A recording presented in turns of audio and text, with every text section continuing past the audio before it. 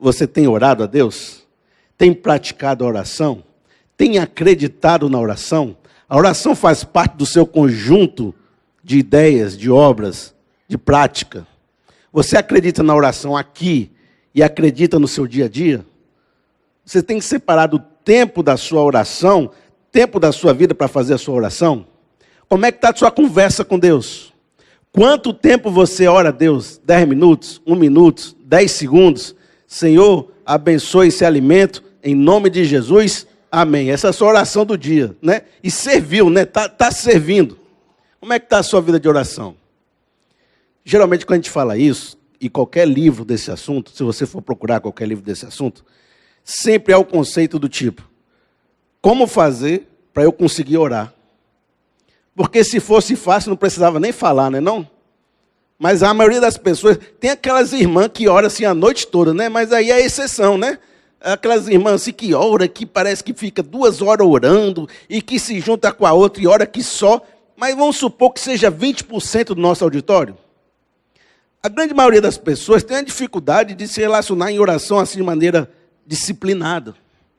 E aí, a gente percebe que a gente não se identifica, às vezes, com esse mundo gospel, desse jeito de orar, que fecha os olhos, levanta a mão, faz até aquele estalado na boca, né?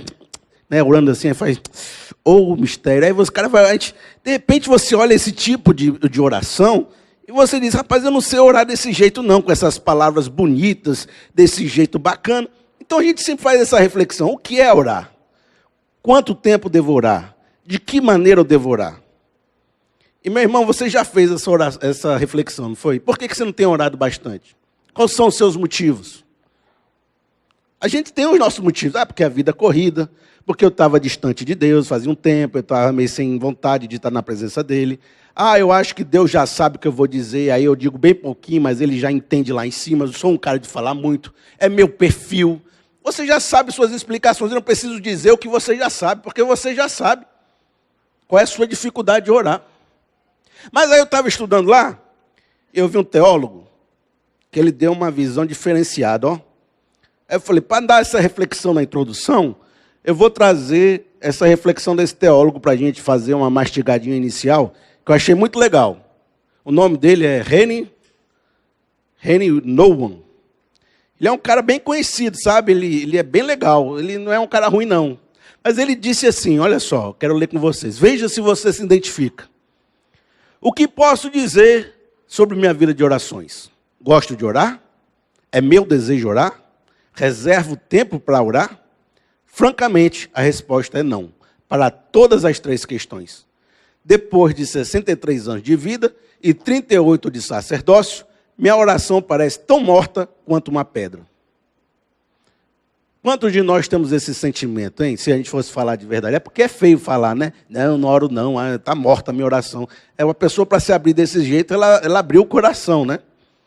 Minha oração está tão morta quanto uma pedra, olha só. E o cara é do bom, é teólogo bom, é um cara gente boa mesmo, com tantos anos de ministério, dizendo que a oração está morta. A sua oração como é que está? Está semelhante à do rapaz ali? Aí eu fui ver, será que são os mesmos motivos que a gente vive falando? Eu não vejo, a oração não faz efeito, por isso que eu não oro. Eu não vejo muita utilidade. É porque eu não sei orar desse jeito. Aí eu fui estudar para ver o que o cara estava dizendo. Será que ele estava assim, com uma aflição muito grande? Por que as pessoas não têm acreditado na oração? Aí ele me falou um negócio que é totalmente diferente do que eu imaginei.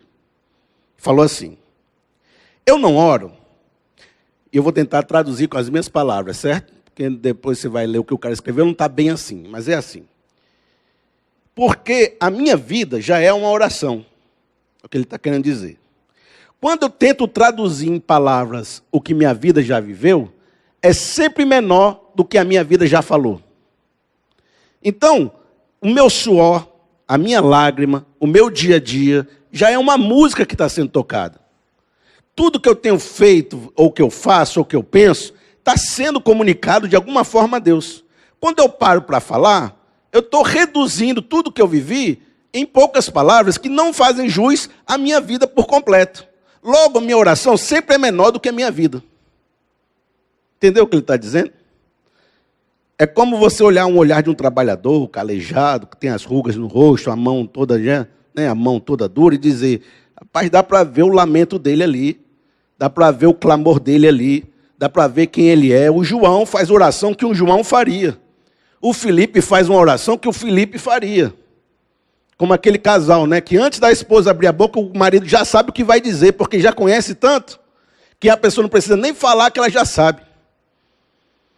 Não é isso. Aí eu fui lembrar que na Bíblia tem uns versículos desses, né? Eu estou estudando o que o cara estava falando, eu pensei, pô, que legal isso.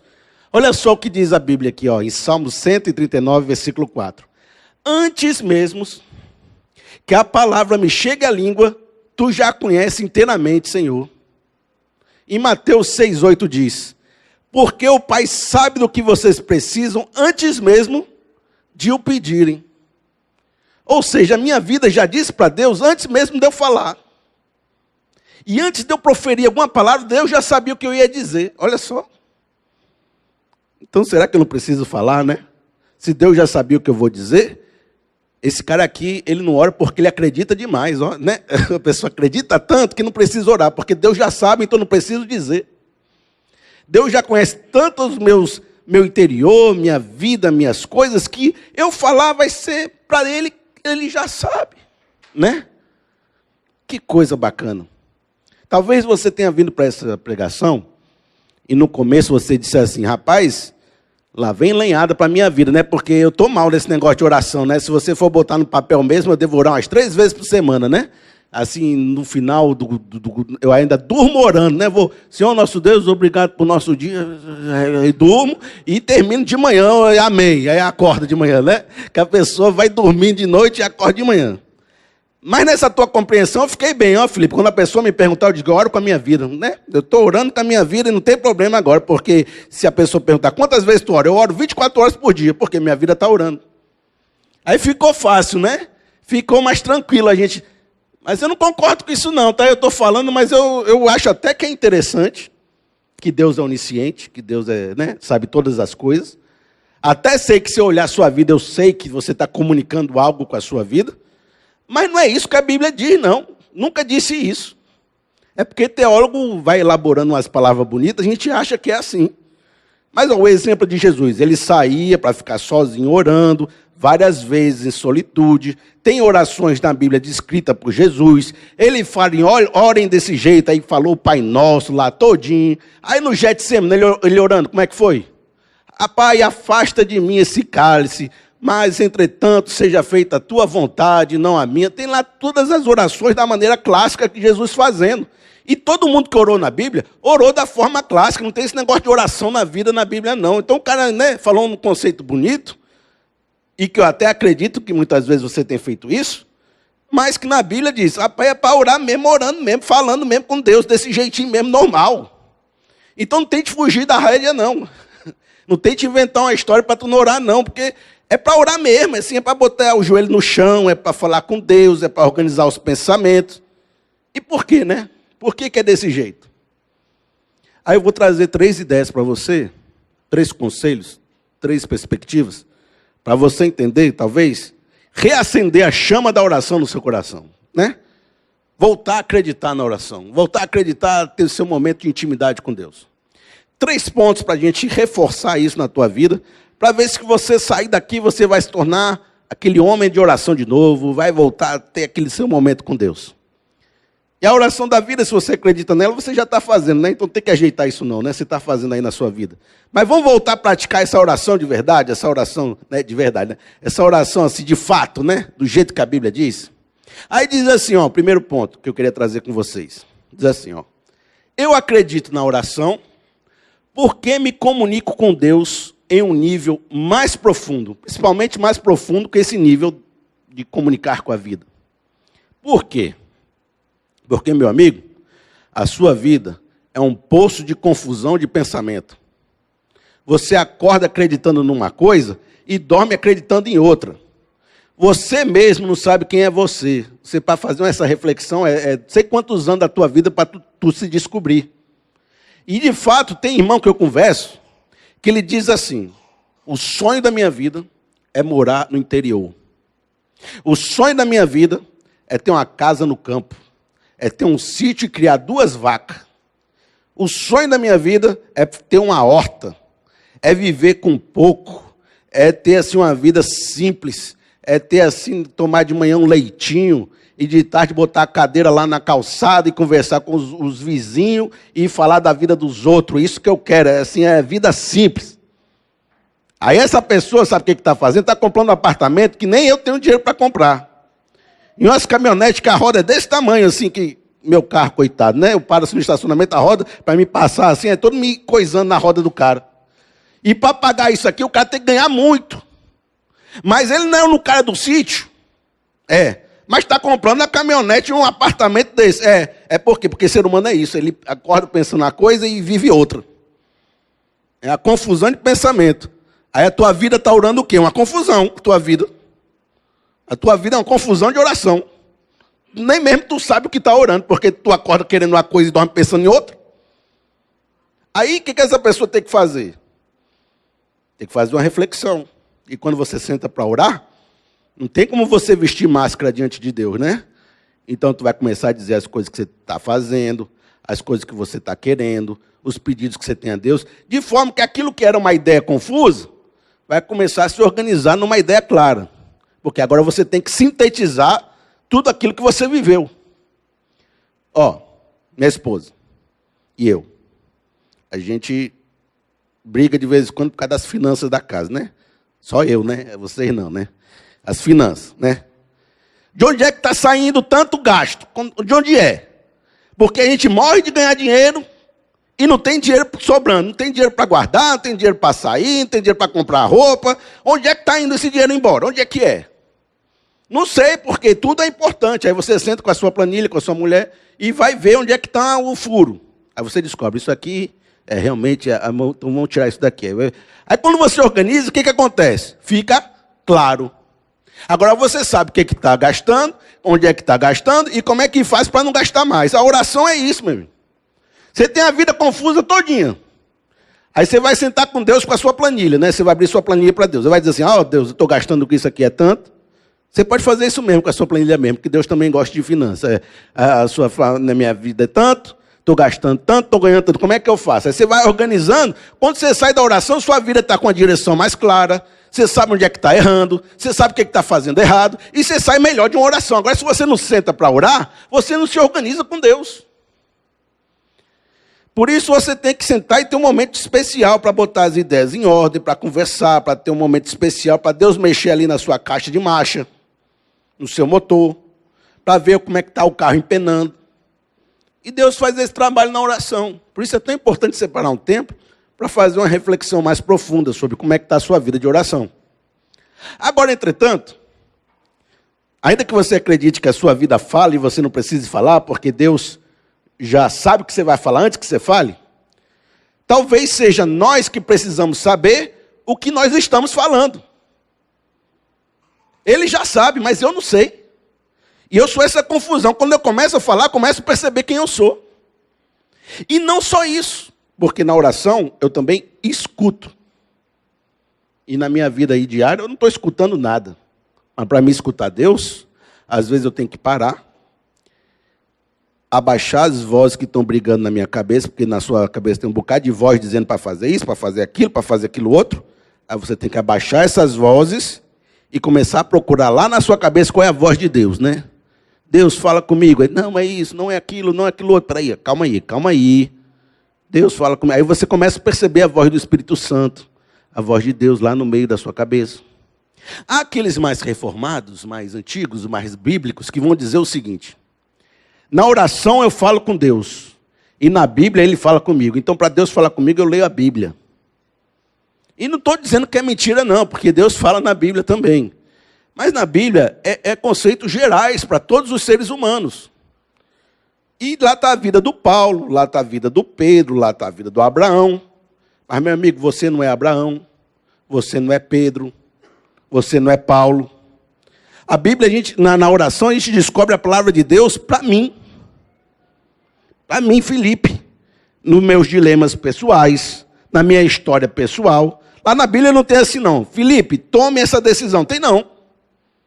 Lá na Bíblia não tem dizendo assim uma palavra específica para você. Na oração você descobre. Aí, então, eu vou fazer 3 perguntas para você. Olha só.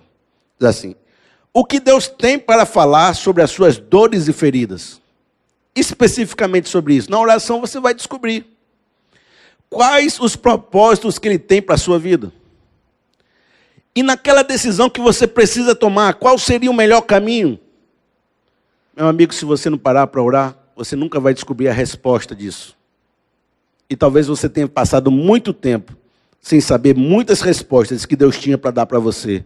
Por quê? Porque de alguma forma a gente deixou de orar. Deixou de colocar nas mãos de Deus. Então o primeiro ponto é esse, ó. Eu acredito na oração porque me comunico com Deus em um nível mais profundo. O segundo ponto é o seguinte, olha. Eu acredito na oração porque todos tivemos casos de vitória depois que oramos por nossas lutas. E aí eu estou colocando todo mundo junto, tá? Porque não há um cristão que não tenha uma história que orou e Deus agiu. Não é não? Quantas vezes você orou e viu Deus agindo? Pode ser que não seja muito. Pode ser que não sejam umas 30 histórias. Pode ser que não tenha milagre no café da manhã, milagre do almoço, milagre do jantar, como muitas pessoas acham que é dessa forma. Mas você tem lá umas 5. Você tem lá umas 8. Você tem lá umas 10 que diz assim: rapaz, eu orei pelo meu filho, Deus afastou ele daquele negócio. Orei pela minha casa, Deus mandou uma porta aberta. Orei pela minha doença, as coisas se resolveram de uma maneira que você não vai acreditar. Todo mundo sabe que a oração tem poder para mudar realidades. Tem gente que quer diminuir esse valor, quer dizer que não tem, que não fica esperando Deus agir, que não é orar para Deus fazer, é orar para Deus te mudar, mas não é só isso não, meu amigo. Você tem que entender que existe sim uma vitória que a pessoa alcança quando começa a orar, e isso é bíblico. Não fique diminuindo esse valor do negócio não. Tem vitória que você só vai alcançar se botar o joelho no chão. Olha, eu gosto desse texto. Tiago 4, 5, versículo 17. Diz assim, ó: Elias era humano como nós, e ele orou fervorosamente para que não chovesse, e não choveu sobre a terra durante 3 anos e meio. Orou outra vez, e o céu enviou chuva, e a terra produziu seus frutos. Viu aí? O que o texto está dizendo de maneira clara? Elias era uma pessoa normal. Não era um anjo, não era um santo, não era uma coisa assim que é fora do padrão. Era homem como nós, como você. Ele podia se chamar João, podia se chamar Elisete, podia se chamar qualquer pessoa. Ele é um homem como nós. E ele orou, e o céu não choveu. Depois ele orou de novo, e o céu choveu. E Tiago está dizendo, isso aí pode acontecer na sua vida. E o que ele está dizendo? Está dizendo o seguinte: meu amigo, tem vezes que quando você orar, Deus vai agir. Por isso, meu amigo, coloque o joelho no chão, porque depois de muitas orações, Deus já fez o impossível. Entendeu? Por isso, quando você ora, Deus age. Quando você ora, Deus faz. Quando você ora, Deus transforma. Quando você ora, Deus envia. Em Atos capítulo 13, Paulo estava orando com Barnabé e os cristãos da igreja de Antioquia.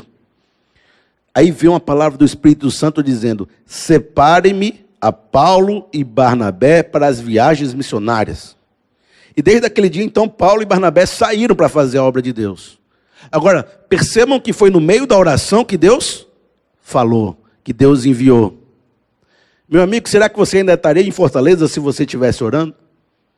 Que poderia ser que no meio da sua oração Deus dissesse: separe esse homem aqui para uma obra que eu tenho para ele lá nos confins do Ceará, lá no confim do Brasil, quiçá até em outro país. Mas você não orou e não recebeu a direção de Deus. Onde é que a sua vida poderia estar se você tivesse orado? Que vitórias você poderia ter hoje se tivesse orado? Mas você não orou e não recebeu a direção de Deus. Por isso, não deixe de orar. Não deixe de perceber o valor e a importância que tem a oração na sua vida. Por isso eu vou te dar... Eu não sou muito de fazer isso não, mas vamos lá, né? Tem dia que Deus fala, a gente faz. 3 passos para você conseguir vitória de oração, certo? 3 elementos que se você praticar, você vai estar bem pertinho de uma vitória de oração, certo? E são elementos gerais, profundos e estão na Bíblia. 3 elementos que se você praticar, você vai poder vivenciar um pouco mais essa história de que Deus te dá vitória no meio da oração. Eu vou trazer com 2 versículos cada um para ficar bem firme, tá? Vamos lá, o primeiro vai com Mateus 11, 24. Portanto, eu lhes digo, tudo o que vocês pedirem em oração, creiam que já o receberam, e assim lhes sucederá. Tiago 1,6 vai dizer o seguinte, peça, porém, com fé, sem duvidar, pois aquele que duvida é semelhante à onda do mar, levada e agitada pelo vento. Não pense que tal homem que receberá coisa alguma do Senhor. Então o primeiro passo é o quê? Tenha uma profunda convicção do que você está pedindo. Se você for com uma onda do mar, uma hora você pede uma coisa, outra hora você pede outra, você nem sabe o que você quer. E como é que Deus vai fazer uma coisa que nem você mesmo sabe? Não seja como a onda do mar, uma hora está cheia, outra hora está vazia, uma hora vem, outra hora vai, não sabe nem o que está pedindo. Tudo na vida é isso. Se você vai fazer um projeto na vida, você não tem que ser convicção do que vai fazer?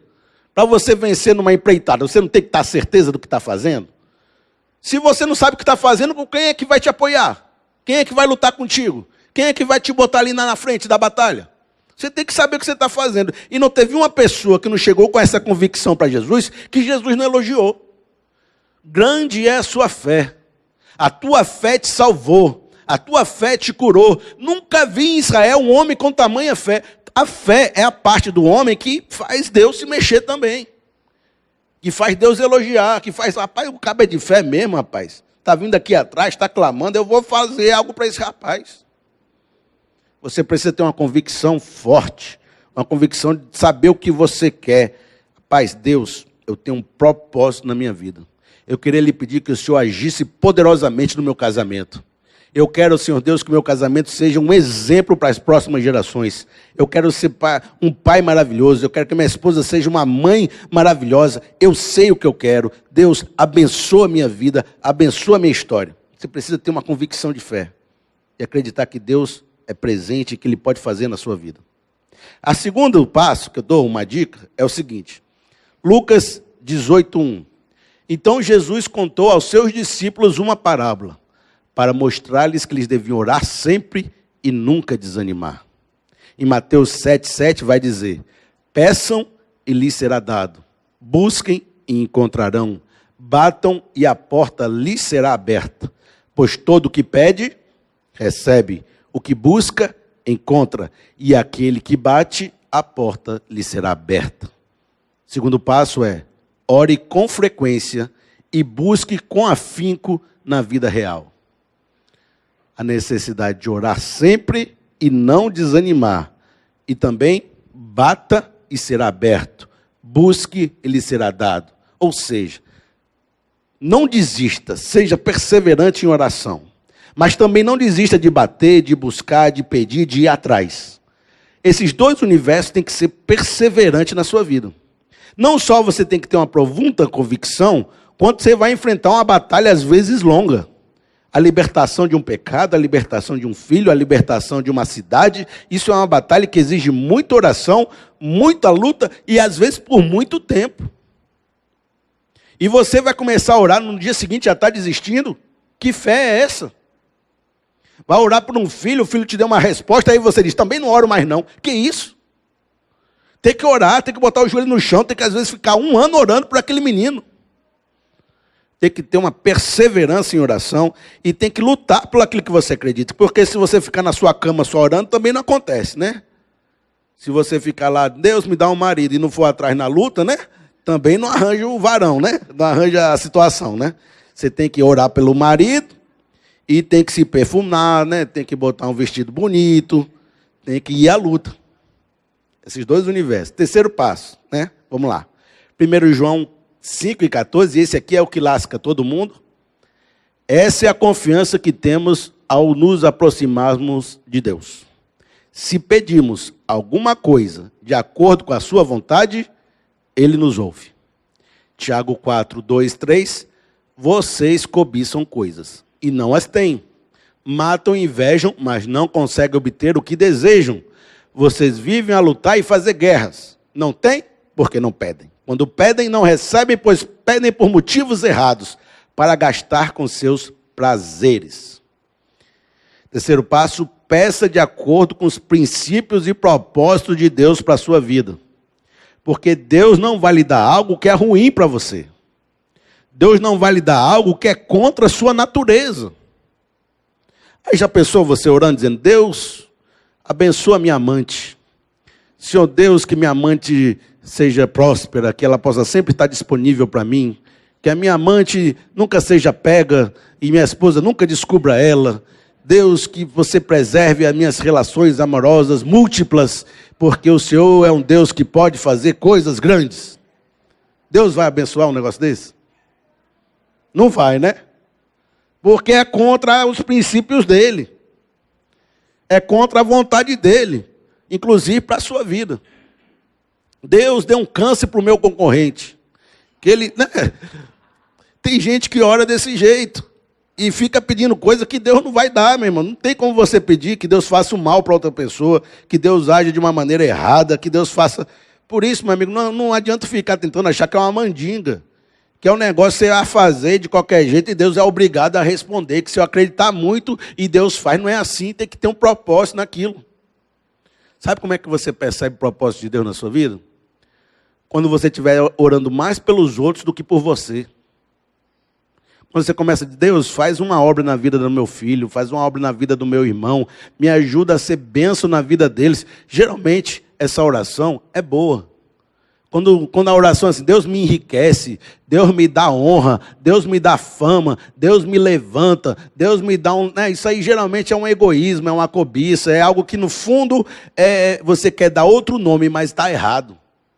É eu chegar para Deus e dizer, Deus, eu quero alcançar esse Brasil para Jesus, me torne famoso, Jesus. Aí você pensa, você quer ser famoso ou você quer levar Jesus para o Brasil? Às vezes a verdadeira intenção do seu coração não é levar Jesus, é ser famoso.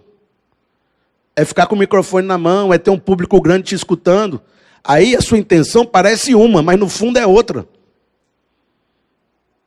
Ah, Deus me dá assim, um emprego bom porque eu quero dar um dízimo grande na igreja. É mentira, você quer dinheiro. Aí está dizendo isso para ficar bem com Deus, entendeu? Para ele dizer assim, né, realmente, se eu der ali um emprego bom para ele, eu vou ter mais dízimo para a obra. Pois tome aí um emprego bom. Não, é porque você quer ganhar muito. Você está ali com desejo no coração e você fica com essas orações que são dúbias. Por isso, julgue seu coração.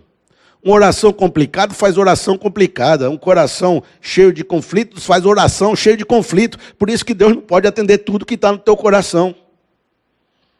Entendeu? O terceiro ponto, porque eu acredito na oração. Porque eu encontro consolo quando nem tudo acontece como eu esperava. Eu acredito na oração porque eu encontro consolo quando nem tudo acontece como eu esperava. E um dos versículos mais fantásticos na Bíblia é esse de Abacuque que diz, até quando, Senhor, clamarei por socorro sem que tu ouças?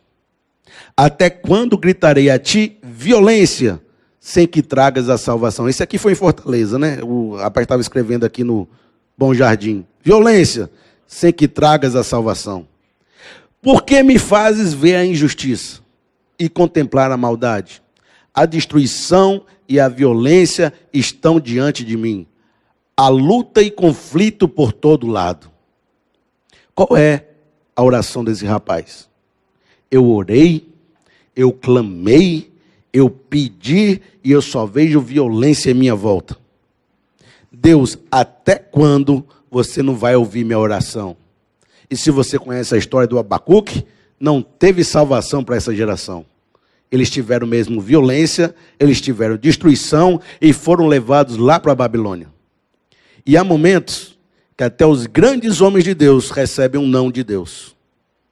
E você pode orar com afinco, você pode orar com frequência, você pode ter uma certa convicção, você pode até pedir coisas que Deus gostaria, mas tem hora que todo homem de Deus sabe que tem um não, e você vai bater nessa porta, você vai bater com a cara nessa porta, e Deus vai dizer não. Davi orou pelo seu filho com a Betseba, que Deus tinha falado que ia morrer. Ele ficou 7 dias orando por esse filho. E joelho no chão, e trancado, e orando, e pedindo misericórdia, e o menino morreu. Paulo orou 3 vezes por um espinho na carne. Ele dizia que era um negócio que afligia a alma dele. Ninguém sabe o que é. Podia ser um pecado, inclusive. Dizia o seguinte: eu orei para Deus para tirar esse mensageiro de Satanás que ficava dando na minha cara. Eu orei para Deus tirar. Eu achava que isso era uma coisa do maligno. Eu pedi para Deus. Sabe o que ele disse? A minha graça te basta. O meu poder se aperfeiçoa na fraqueza. E o homem de Deus, Paulo, né? Não é qualquer um não. Rapaz, eu pedi, estava fazendo a obra de Deus. Estou fazendo tudo certinho. Era para mim estar bem. Mas, Deus falou, a minha graça te basta. Rapaz, tem coisas que você deve aprender vivendo a provação da fraqueza. Tem coisas que um homem de Deus precisa aprender nos vales. Porque Deus é Deus dos montes, mas Deus também é Deus dos vales. E a gente sabe que nem tudo na vida é vitória. E o crente precisa aprender a passar os momentos difíceis ainda confiando na presença de Deus. Ora, se Jesus vai dizer, e eu já disse isso, por favor, afasta de mim esse cálice. E você percebe que depois ele diz, mas no entanto, seja feita a tua vontade, não a minha. E realmente o cálice não foi passado, não foi afastado. Jesus teve que cumprir a sua cruz. E há experiências na vida do homem que precisam passar por uma cruz. E se você não perceber isso, você fica infantilizado. Com aquelas pessoas que dizem que não, é só orar que acontece, é porque você não teve fé, é porque se você tiver fé, as coisas acontecem. Isso aí é infantilidade, porque tem dia que Deus diz não. E a gente tem que lidar com isso. Tem que entender que Deus é o Deus do sim, e Deus também é Deus quando Ele diz não. Aí Abacuque vai até completar dizendo o seguinte: mesmo não florescendo a figueira, e a vide não dando seu fruto, mesmo a plantação não dando a colheita, ainda assim eu exultarei no Senhor e me alegrarei no Deus da minha salvação. Você começa a perceber que uma fé se torna madura mesmo quando Deus não faz o que queremos, você continua dizendo, mas Deus é Deus. Deus é soberano. Deus sabe. O não de uma oração mostra que eu não estou no controle. Eu não consigo fazer tudo o que eu quero. Que Deus está no controle de todas as coisas. É difícil ouvir isso? É não, né? O povo aqui é maduro, o povo aqui é do bom, o povo já sabe isso há muito tempo. Só estou relembrando. Por que a gente acredita na oração? E olha, dá uma palavra de esperança para você. Que Eclesiastes 3 diz assim: há um tempo específico para cada propósito debaixo do sol. Por isso, uma linguagem popular, não há sol que sempre dure, nem tempestade que nunca passe. Se hoje é não, amanhã pode ser sim. Se hoje está difícil, amanhã tem um sorriso. Se hoje está lá debaixo de chuva, o céu está cinza, amanhã vai fazer sol e dá para ir para a praia. Por isso a gente tem que aguentar o dia ruim, porque quando passar esse dia ruim, Efésios 6, Deus vai honrar a gente, Deus vai colocar a gente num lugar legal, a gente vai ter aprendido coisas boas, a gente vai se tornar mais próximo de Deus e a nossa fé vai se tornar fortalecida. Às vezes, Deus diz um não aqui para dizer um sim ali. Isso é simples, mas às vezes a gente precisa lembrar. É porque Ele disse não em umas coisas na sua vida que hoje você está onde você está. Você se lembra lá no passado? Que tinha um não lá que Ele estava dando para você? E hoje você só está nessa situação hoje porque teve aquele não no passado? Porque isso não acontece só agora não, já aconteceu na sua vida outras vezes. Você viu que se tivesse continuado naquela situação, hoje você estaria muito pior. Mas Deus te tirou de uma enrascada dizendo não. E hoje você pode reconstruir uma vida a partir de um não que Deus deu. Por isso entenda que às vezes um não é uma libertação. É um processo que Deus fez na nossa vida. 3 coisas importantes que eu quis deixar para vocês. A primeira disse o seguinte: eu acredito na oração porque me comunico com Deus em um nível mais profundo. A segunda, eu acredito na oração porque todos tivemos casos de vitória depois que oramos por nossas lutas. E 3, Eu acredito na oração porque eu encontro consolo quando nem tudo acontece como eu esperava. Amém, pessoal?